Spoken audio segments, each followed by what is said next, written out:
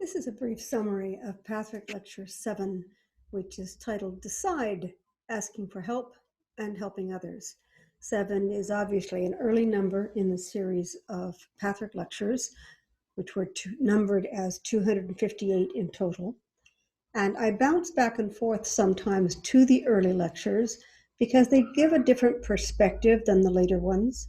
There tends to be a grouping of lectures on psychology, how human beings grow up, what reactions, images, and some spiritual aspects of human life. And the early lectures tend to focus on the basics of spirituality. Now, I don't tend to focus on spiritual beliefs in particular, and that's reflected in this lecture, in part because there is not a request or a requirement in the Pathwork lectures for anyone to believe anything specific or in particular. The invitation in the lectures leans very heavily towards gaining different attitudes, new perceptions, examining reactions, and looking at how our expressions can carry some distortions in our perceptions and reactions. Now, this reflects last month's lecture, which was Pathwork Lecture 166, which was perceiving, reacting, and expressing, which is a cycle that we go through as often as breathing sometimes. This lecture focuses on the decision-making process rather than which decision to make, and how this influences and is influenced by asking for help and helping others. I divide the lectures into 4 groups just to make it easy to talk about one section or one grouping of information at a time. First section was attitudes. Second was indecisiveness. Third was surrounding yourself with support. And the fourth was about faith and doubt. Now, in terms of attitudes, the guide uses the phrase spiritually wrong attitudes. And this reflects back into perceiving, reacting, expressing. When we hear the phrase wrong attitude, there's a tendency to think bad attitude. I invite you to consider spiritually wrong attitude in the same way you would consider spiritually wrong directions. There's a right turn and a left turn. The right turn could get you there, but it's going to take a little longer and it's going to be convoluted and difficult, might have potholes. The other direction, the so-called right direction, may be more expedient and shorter, may not be appropriate for what you need to learn along the way. So right and wrong are generic phrases, really, rather than good or bad. And they change according to the individual. It makes it very hard to try to express some concepts because we need to look at, we're invited to look at the intentionality underneath all the stuff that happens to us, rather than if we do this, we're wrong, and if we do this, we're right. The guide uses a phrase at one point that if you do something with the wrong attitude or intention, that is out of alignment with spirit. If you do something erroneous, wrong, bad, negative, that people react to, but you have a positive intention, that's not nearly as much of a problem. We can correct the outcome. We can correct the way we decide to manifest something if we have a positive intention behind it. If we have a negative intention, meaning a desire to withhold or not participate, trying to fix the outcome, the manifested result, is much tougher because it's got energy behind it. So this is spiritually right and wrong attitudes. In this section, the guide also talks about how experiencing something is the only way you're going to really know. And that's why there is no intention to tell you how to live your life or what to think or believe.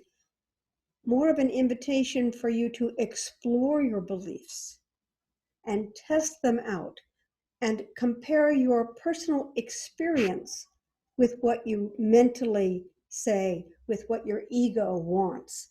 Your personality says, I would like it to be this way. What is the objective, mental, intellectual reality? And what is the energetic, sensory reality? How does it feel? What do you actually experience versus what you want to experience? They are not necessarily the same thing. So our deeper learning comes from personal experience. And so the goal is to enlarge personal experience so that we have a wider range of experiences, and then we have a really clear sense of knowing. If not knowing the specifics, then knowing a general direction that we want to go in. The second section was indecisiveness, and I break this into two sections. There are two kinds of indecisiveness. One is a mask, one is a pretense. We use the phrase, I'm not sure, I haven't made up my mind yet, when we have actually made up our mind, but we don't want to admit it. We don't want to give somebody else the information so they can try to counter our decision. We don't want to admit it because we don't want anybody to know what we've decided. We don't want to admit it because we know that there will be consequences, and we're trying to renegotiate those consequences. So we're pretending that we didn't make a decision when we did. So there's an indecisiveness that is a mask, a superficial indecisiveness. And then there's an indecisiveness where we're genuinely not sure what we want to do. With the genuine indecisiveness, the guide suggests two ways of approaching this. One is to explore any negativity in that indecisiveness. Now, what he means by that is that if your indecisiveness is because you want to withhold your energy, that you don't want to participate, that you don't want to get caught, you don't want to put your money where your mouth is, then there's a negativity to that because that's not your true agenda and your true feeling. Once again, it's another different kind of cover-up. So what negativity is in your unwillingness to make a decision? And the second is to explore where you are anti-commitment. In other words, it's not the decision that's the process. It's the feeling that if I make the decision, then I'm going to start going down a certain path. I'm going to be asked to or expected to, or I would expect myself to marshal my forces and support that decision. And because I don't want to make a commitment, a full-throated commitment, I don't want to make the decision. And that allows you to be half and half, going from one foot to the other. The guide calls it, says, the phrase he uses is, you refuse to cross the threshold. Now, something I learned in my life, very late in life, was that I was commitment phobic, decision phobic, because it is utilized by people. They try to get you to make a commitment so they can close that down, and then they can move on, and they can depend on you and call you back and shame you into saying, but you said. I learned that I could renegotiate decisions. It was like fireworks went off in my brain when I finally realized that renegotiation was not breaking my word, that it was not going back on my word. It was not saying that I have no honor and that I have no ethics to renegotiate my commitment. I began to understand that a commitment is like wearing a certain size piece of clothing or a certain shoe. When you're younger, you're not expected to wear that same piece of clothing, even in style, much less actual physical size, or that same shoe 10 years later. There's a tendency for people to want to cement things in place, nail things in place. They don't want you making new commitments, new decisions on a regular basis. So people tend to encourage you to stick with a decision you've already made. We can outgrow it. There's a wonderful phrase, past its use by date.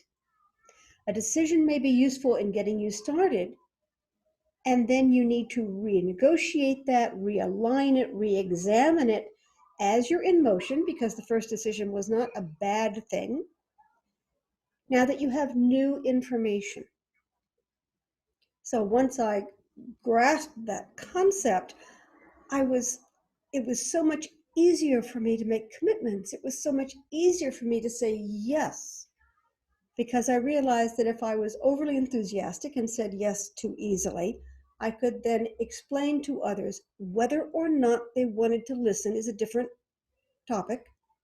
I could explain to others that I made a mistake, that I wasn't looking at all the factors, and that I needed to reevaluate my decision process. Once again, the fact that they don't like it, that's a whole different thing, and that falls into the third module, third week. And that is surround yourself with people who will support you. And an example of that would be that if you do need to change your mind for good reasons, reasonable reasons, good, bad is a tricky phrase, but if it's reasonable that you should renegotiate, and it causes other people inconvenience, but it certainly doesn't destroy their lives or cost them enormous amounts of money or investment, that it is important to have people around you that you've interacted with who will support what is true for you, whether or not they like it. So a good friend may not like the decision you made, but they may support you, if not in the decision, in the exploration of that decision. Support can mean expressing fears and doubts and concerns and laying it out so that there's good communication between the two of you. And then you take that information and you include it in your decision and possibly reevaluate your decision. So to surround yourself with people who will support you and who will help you build on the truths you find. Now, a lot of us have people in our lives who we, in shorthand, we call negative. These are negative influences. But after all, they are my neighbors, my family, my coworkers, etc. I can't get rid of them. That may be true. And it also may be less true than you realize. We do have more control over who we interact with on a weekly basis than we may have been taking advantage of. We can reduce the number of negative energy contacts that we have and increase the number of positive energy contacts that we have. We can also differentiate a little bit between negativity and negative intentionality. Now, in October, the lecture will be Pathwork Lecture 195, which is identifying between the two, and it's mentioned in this lecture as well. Negativity, the guide describes in this lecture, is more of a defense. People are negative about an event because they're afraid of the event. They're afraid of what will happen, what they will feel, what they will reveal, what people will sense if they participate. So they can be negative about an event as a defensive system. And then sometimes people are negative because they have a negative intentionality. They don't want to do it. They don't want to feel it. They don't want to experience it. They don't want to participate or support it. They may also not want to admit that forthrightly. So they come up with negative aspects, attitudes, negative energy. But there's a different energy between fearing something and actively wanting to stop the activity, wanting to withhold, wanting to not support what's going on, and choosing not to fully express that.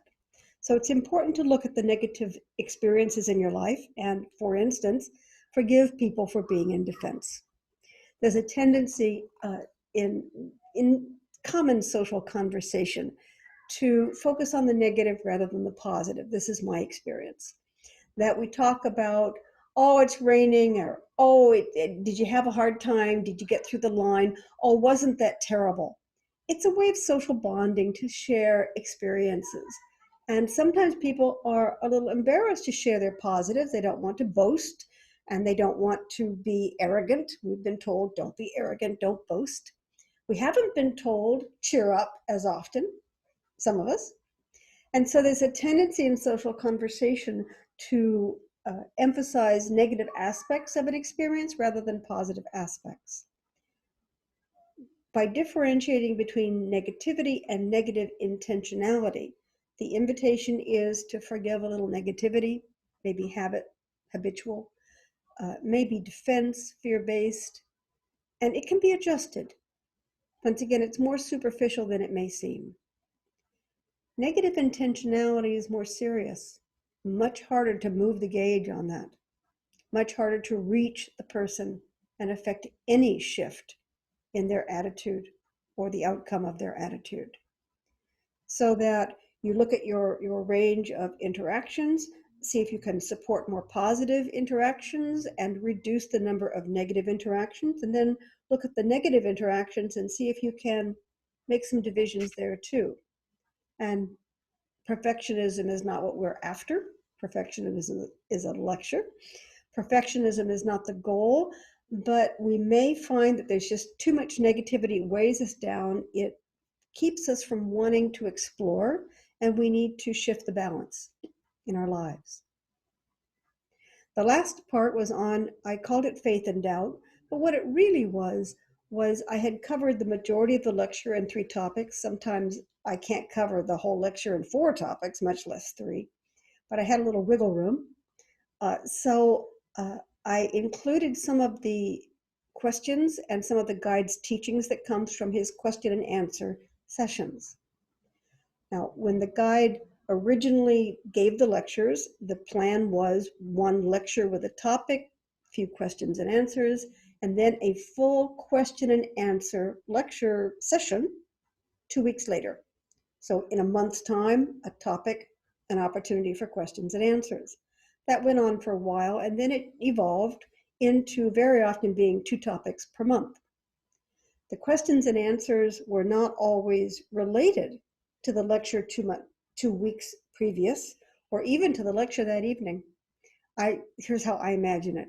I imagine somebody sitting with a burning question and finally getting called on. They're not interested in what just got said.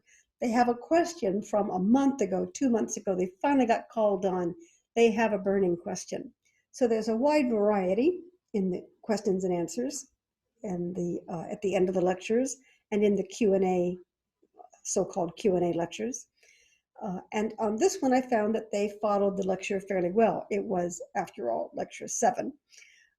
So the people ask questions about faith and doubt. I bring this up because of the focus on commitment during the lecture. A commitment to looking at something is not a decision to believe it. I find that this is one of the most common misconceptions in pathwork, in life in general. We don't listen to the verb. And I've made a habit of listening to the verb. So when I read a paragraph that the guide spoke, which was transcribed, and I'm not quite sure what he's saying, I look for the verb. Very often the verb is allow, receive, willing, open to. These are not directions that tell me what to do. These are suggestions for me to look at where I might be able to make some progress if I did this. And then in the following paragraph, very often he'll look at what happens if you feel a resistance. And it is not bad person, don't do that. It's a matter of, let's explore that without fear. Explore your withholding. Explore your lack of lovingness. Explore your fear of love. There's an entire lecture, Pathwork Lecture 72, on fear of loving. That sounds paradoxical, but we think of love as a complete and utter commitment, and that's terrifying. And the words that are used that make it terrifying, the misunderstanding, is we have misinterpreted the word surrender, and we don't see that many, many times the human use of the word surrender is actually submission.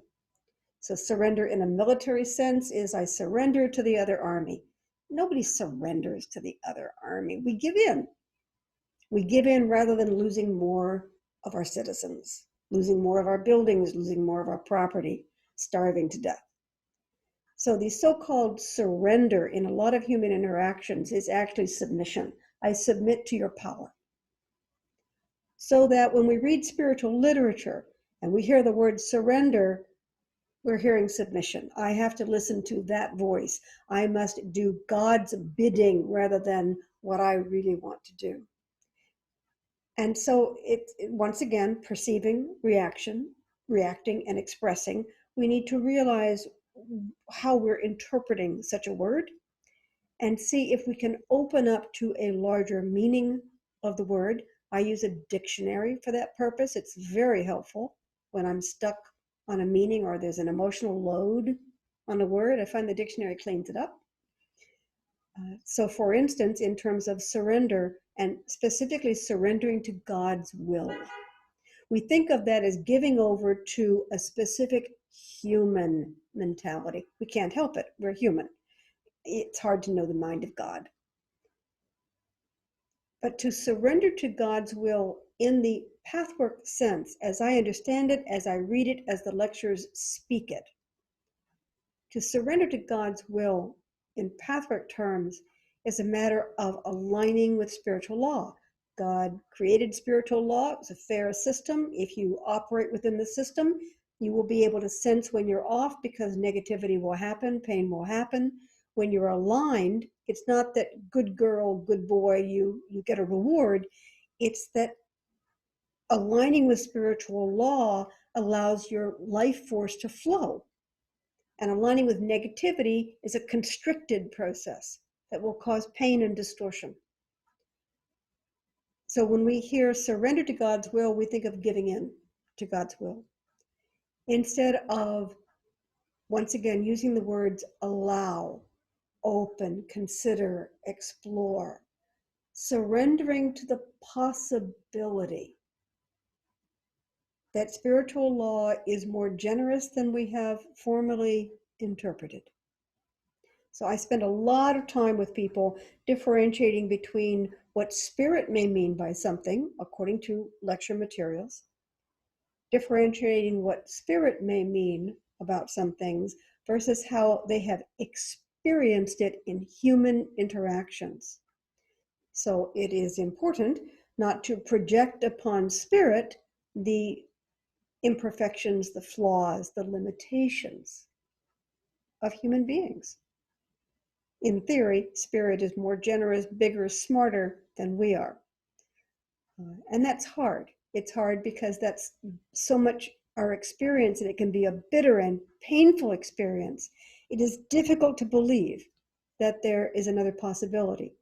Think of it this way, that when we talk about faith and doubt, if you have experienced an extremely negative family environment, and you go out into the world and you come across a group that treats each other fairly and with respect, you may still be in a defensive crouch. You may not believe that somebody's not out to get you, that there's not a power struggle hidden there someplace where somebody's going to get a leg up and try to enlist you, and all these power dynamics that you were not able to conquer, not able to surmount in your family of origin.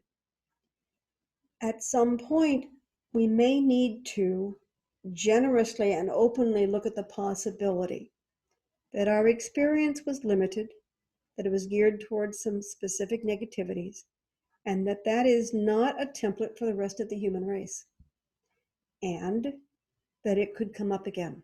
So it's a reality of human experience, but not a necessary ingredient in every single human interaction. So that's just within the human experience matrix. When you go outside that into spirit, we make so many assumptions about what spirit is like. which is why I feel that it's wonderfully generous of the Pathwork not to tell you what to believe, because although the guide speaks very firmly about this is what it is like in spirit, he also adds, but I don't have the words to communicate that well to you. When I speak in human language, I am limited by human language. And very often he says, now let's go on to something else, because it is so difficult. Two other examples that I personally appreciate very much is that two analogies. One is that in spirit there is more light than the human eye can recognize. Now we know that in science here on the earth plane, about ultraviolet and infrared. But imagine that the spectrum is actually 10 times bigger than that. So that when someone tries to describe an experience through color in spirit, they can't get it through to us. We don't have a way to communicate what that experience would be like. Another way of describing this is that we deal with, let's say, 6 or 7 dimensions, even though we tend to only name 5, perhaps 6th sense, perhaps 6. Give it 6 or 7 here.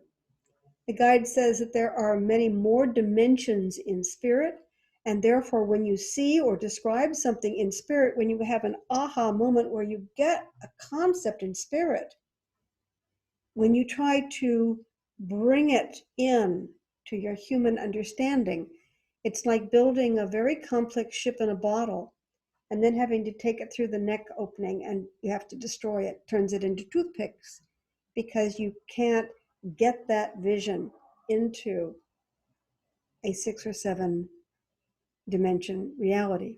So this reflects to me on faith and doubt, in that we won't be able to know absolutely, in part because of the limitations of language, in part because of the limitations of human ability to imagine. So some things will always be beyond human knowledge, and yet there's a knowing. And so the spiritual work can be about developing that knowing as best we can, to the highest degree we can develop it, and then we make the decision based on what we know. So that's a summary of Pathwork Lecture 7, which is decide, asking for help, and helping others. I hope that you read the lecture. It's a great lecture. That's my intention with doing all this material, is for you to find your own experience. Thanks for listening and getting through this recording. Take care.